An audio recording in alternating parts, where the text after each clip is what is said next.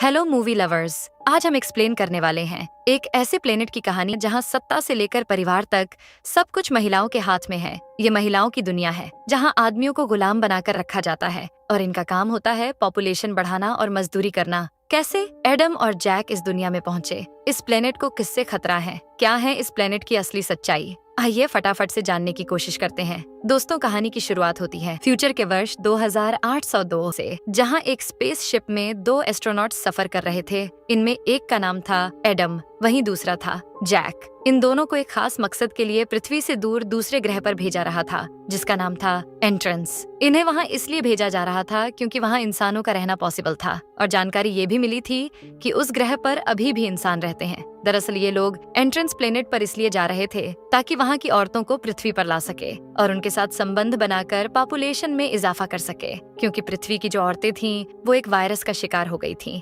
जिससे उनका फैमिली को आगे बढ़ाना नामुमकिन था। यही वजह थी कि पृथ्वी की आबादी धीरे धीरे खत्म होती जा रही थी। मानव जाति का अंत होने से पहले किसी भी तरह एंट्रेंस ग्रह पर पहुंचकर वहां की फीमेल्स को पृथ्वी पर लाना था और इसकी जिम्मेदारी जैक और एडम के कंधों पर थी। जैसे ही ये लोग एंट्रेंस ग्रह की कक्षाओं में एंटर करते हैं, फ्रिक्शन की वजह से इनकी स्पेसशिप कंट्रोल से बाहर हो जाती है। जैक एडम किसी तरह इसे कंट्रोल करने की कोशिश करते हैं, पर कोई फायदा नहीं होता और स्पेसशिप फुल्ली स्पीड से दौड़ती है और फिर अचानक जमीन पर बुरी हालत में गिर जाती है। इस हादसे से एडम तो बच जाता है, लेकिन जैक का शोल्डर जख्मी हो जाता है। एडम जैक को जल्दी से स्पेसशिप से बाहर निकालता है और इसे एक इंजेक्शन देता है, जिसके बाद जैक को थोड़ा बेहतर फील होता है। अब जब ये लोग आसपास का नजारा देखते हैं तो काफी हैरान होते हैं, क्योंकि आसपास न तो कोई इंसान था और न ही कोई जानवर। दूर दूर तक सिर्फ रेगिस्तान, पत्थर और मिट्टी ही मिट्टी थी। ये देख इन लोगों को लगता है कि शायद ये लोग गलत ग्रह पर आ गए हैं, लेकिन तभी इन्हें एक कुत्ते के भौंकने की आवाज सुनाई देती है। दोनों आवाज सुन शॉक्ड रह जाते हैं और एडम जल्दी से इस आवाज को फॉलो करता है और जब जाकर देखता है तो एक छोटा लड़का कुत्ते को अपने हाथ में लेकर खड़ा होता है। इस बच्चे का नाम था विल, जो कि एडम को देख सहम सा जाता है और इससे बचकर यहाँ से भागने लगता है। एडम इसे रोकने, इससे बात करने के लिए इसके पीछे पीछे भागता है। विल भागते भागते काफी दूर चला जाता है और इसे यहाँ कुछ महिलाओं का ग्रुप मिलता है, जो कि देखने में सैनिक की तरह लग रही थी। ये महिलाएं विल के साथ काफी रूड बिहेव करती हैं और फिर विल को पकड़कर अपने साथ घसीटती हुई यहाँ से ले जाती हैं। विल के जाते ही एडम भी इस जगह पर आ जाता है और इसे यहाँ एक चाकू पड़ा हुआ दिखाई देता है। एडम जानता था कि विल जरूर आसपास होगा, इसलिए ये उसे तलाश करने के लिए थोड़ा और आगे बढ़ने का फैसला करता है और कुछ दूर चलने पर इसे एक बड़ा और शानदार सा महल दिखाई देता है। पहले तो एडम अंदर जाने में थोड़ा झिझकता है, लेकिन फिर हिम्मत करके अंदर चला जाता है, जहाँ इसे महल में कई सारी महिलाएं दिखाई देती हैं जो कि प्रेयर कर रही थीं। यहाँ टेक्सन नाम की एक महिला भी होती है जो कि काफी पावरफुल थी। यहाँ महिलाओं की बातें सुनकर एडम को पता चल जाता है कि इस ग्रह पर महिलाओं का ही शासन है। आदमियों को तो सिर्फ जनसंख्या आगे बढ़ाने, मजदूरी करने के लिए रखा गया है। ये महिलाएं एक सांप को बुलाने के लिए प्रेयर कर रही थीं और इन धार्मिक महिलाओं की हेड थी टेक्सन। ये भी सांप के लिए प्रेयर करती हैं और तभी यहाँ महल की रानी सुमुरु भी आ जाती है और थोड़ी देर में एक बड़े से होल से एक सांप भी निकल आता है, जिसे ये लोग गॉड की तरह पूजते हैं। टेक्सन सांप को खुश करने के लिए विल की बलि देने का फैसला करती है। एडम भी ये सब नजारा छुपकर देख रहा होता है, लेकिन इनके सामने आने की हिम्मत नहीं करता। विल के चेहरे से जब नकाब हटाकर उसका चेहरा दिखाया जाता है तो यहाँ एक महिला सैनिक इस बलि को देने से मना करती है और इसका नाम था डोव।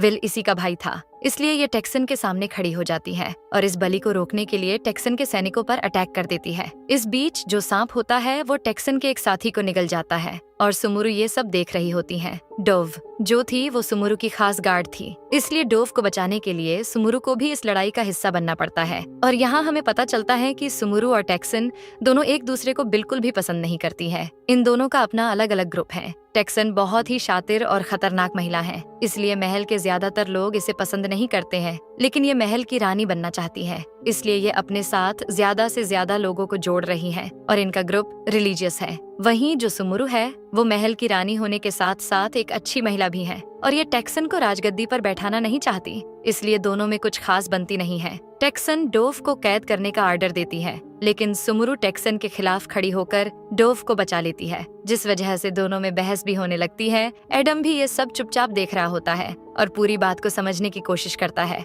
लेकिन इतने में ही इसके पास जैक का फोन आ जाता है। इसकी आवाज इतनी तेज होती है कि महल में मौजूद सभी महिलाएं ये आवाज सुन लेती हैं और एडम भी इनके सामने आ जाता है। एडम को यूं महल में छुपा देख टेक्सन तुरंत अपने सैनिकों को इसे बंदी बनाने का फरमान जारी करती है, क्योंकि एडम ने एंट्रेंस ग्रह के नियम को तोड़ दिया था। दरअसल इस प्लेनेट पर किसी भी आदमी को छुपकर महिलाओं की बातें सुनने की इजाजत नहीं थी। यहाँ इस छोटी सी गुस्ताखी को एक बड़ा गुनाह समझा जाता था, इसलिए सैनिक एडम को पकड़ने के लिए आगे बढ़ते हैं, लेकिन एडम इनकी गिरफ्त में आने से पहले ही अपनी गन से हवा में शूट कर देता है और यहाँ से भाग जाता है। इस फायरिंग से महल में अफरा तफरी मच जाती है और इसी भीड़ भाड़ का फायदा उठाकर विल इस महल से अपनी जान बचाकर भाग निकलता है और भागते भागते एडम के पास पहुंच जाता है और अब दोनों अपनी अपनी जान बचाने के लिए स्पेसशिप की तरफ दौड़ते हैं ताकि उसमें छुप सके, लेकिन टेक्सन की महिला सैनिक भी लगातार इनके पीछे भागती रहती है। एडम जल्दी से विल को लेकर अपनी स्पेसशिप के पास पहुंच जाता है और जैक की मदद से विल को तो स्पेसशिप में भेज देता है,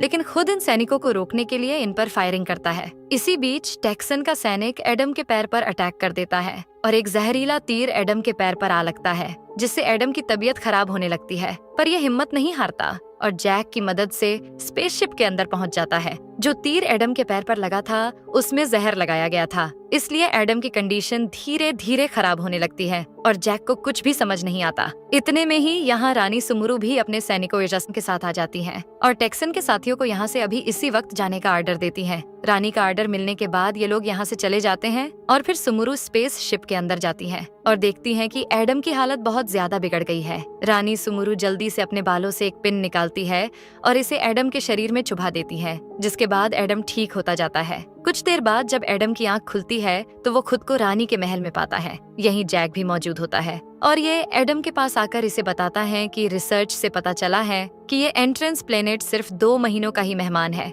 यानी 2 महीनों बाद ये पूरी तरह खत्म हो जाएगा और इसकी वजह होगा भूकंप, जो यहाँ बहुत ज्यादा आता है। भूकंप ही धीरे धीरे इस ग्रह को खत्म करता जा रहा है, इसलिए हमें जल्द ही इस ग्रह से निकलना होगा। बातों के दौरान ही एक और भूकंप आ जाता है और यहाँ विल भी एडम से मिलने आता है। अभी ये लोग यहाँ से निकलने के बारे में सोच ही रहे थे कि इतने में सैनिक आकर एडम को रानी सुमुरु के पास ले जाते हैं। एडम सुमुरु को सारी सच्चाई बता देता है और कहता है कि हम दोनों पृथ्वी से यहाँ आए हैं ताकि यहाँ की महिलाओं को ले जा सके और पृथ्वी की पॉपुलेशन बढ़ा सके। साथ ही एडम ये भी बताता है कि एंट्रेंस ग्रह के पूर्वज भी पृथ्वीवासी ही थे। ये सुन सुमुरु को भी एडम पर यकीन हो जाता है, क्योंकि सुमुरु को भी यही बताया गया था। दरअसल ये लोग पहले पृथ्वी पर रहते थे, फिर उन्हें रिसर्च के लिए एंट्रेंस ग्रह पर भेजा गया। 100 सालों तक इन लोगों ने पृथ्वी पर जानकारी भेजी, लेकिन फिर कुछ प्रॉब्लम होने की वजह से ना तो ये पृथ्वी पर कांटेक्ट कर पाए और न ही इन्होंने वहां जाने की कोशिश की, क्योंकि इन्हें ये ग्रह अब अपना घर लगने लगा था। सुमुरु टेक्सन के बारे में भी बताती है कि इस ग्रह पर जब ज्यादा भूकंप आने लगे थे तो लोगों ने भगवान में विश्वास करना शुरू कर दिया था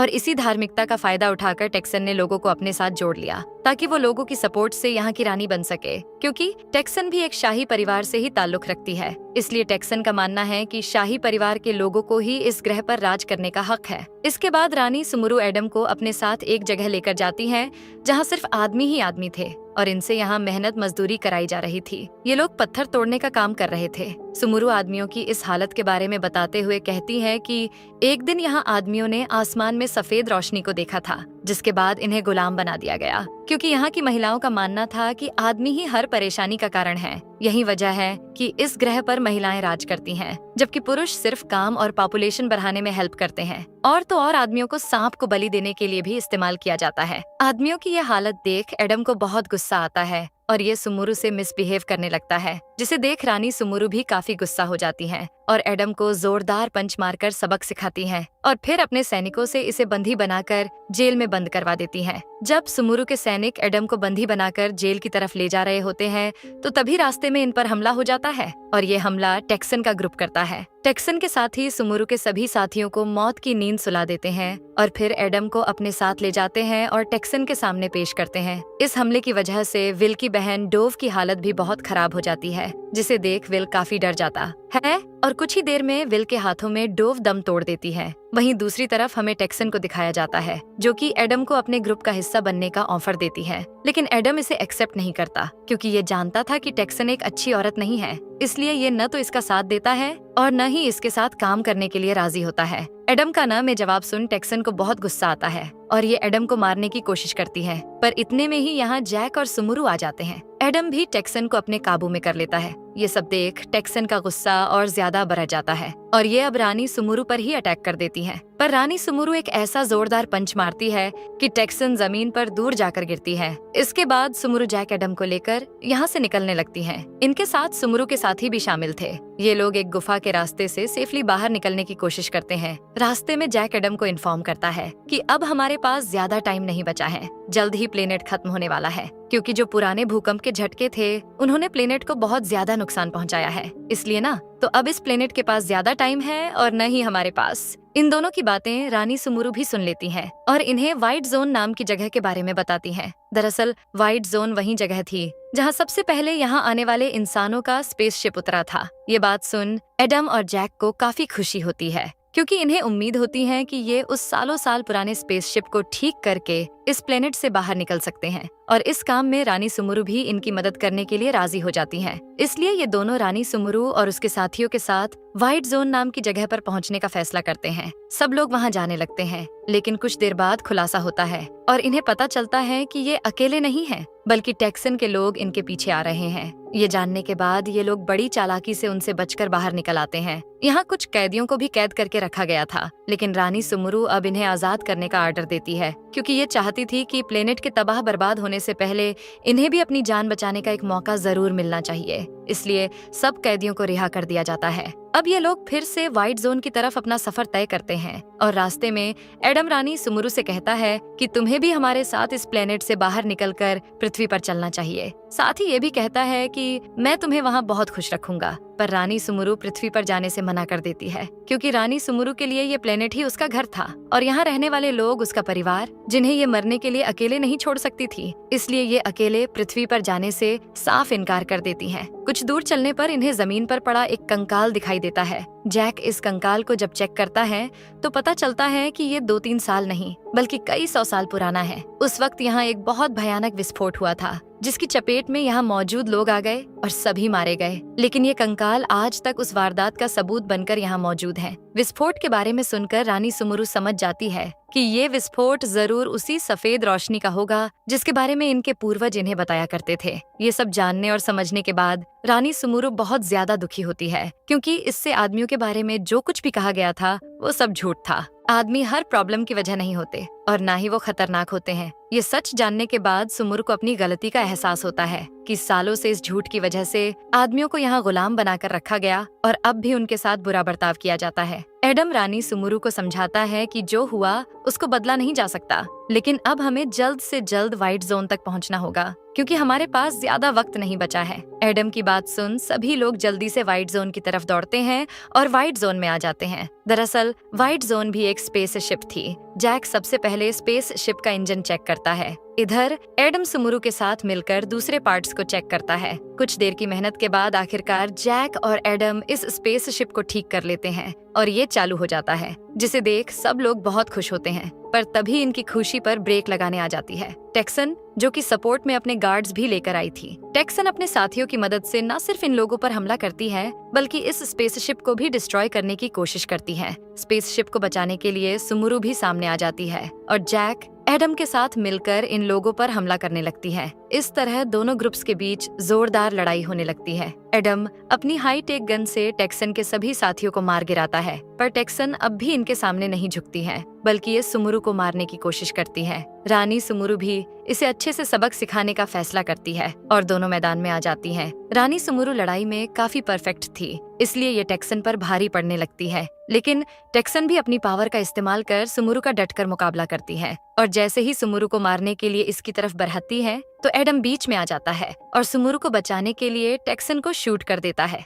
इस हमले से टेक्सन इलेक्ट्रिक ग्रिड से टकरा जाती है और इसे करंट का झटका लगता है और इसकी यहीं डेथ हो जाती है। टेक्सन का चैप्टर क्लोज हो चुका था और अब किसी भी वक्त ये ग्रह भी तबाह होने वाला था। ये बात अब सुमुरु भी अच्छे से जान चुकी थी, इसलिए ये एडम की बात मान लेती है और पृथ्वी पर जाने का डिसाइड करती है। अब जैक पृथ्वी पर जाने के लिए जल्दी से स्पेसशिप का इंजन चालू करता है और सभी लोग स्पेसशिप में बैठकर आसमान में ऊपर उठने लगते हैं। जब इस प्लेनेट के लोग स्पेसशिप को ऐसे हवा में देखते हैं तो काफी ज्यादा डर जाते हैं और इन्हें कुछ भी समझ नहीं आता। स्पेसशिप के अंदर लगी स्क्रीन की मदद से एडम और सुमुरु भी इन लोगों को देख रहे होते हैं। एडम को इन्हें अकेला मरने के लिए छोड़ना बिल्कुल भी अच्छा नहीं लगता, क्योंकि वो जानता था कि जल्द ही ये प्लेनेट खत्म होने वाला है और यहाँ मौजूद सभी लोगों का मरना तय है। इसलिए ये इनकी मदद करने का फैसला करता है और जैक से कहकर स्पेसशिप को वापस जमीन पर लैंड करने को कहता है। लेकिन जैक ऐसा करने से मना करता है, क्योंकि इसमें उसकी जान को भी खतरा था। पर सुमुरु और एडम के समझाने पर आखिरकार जैक स्पेसशिप को लैंड करता है।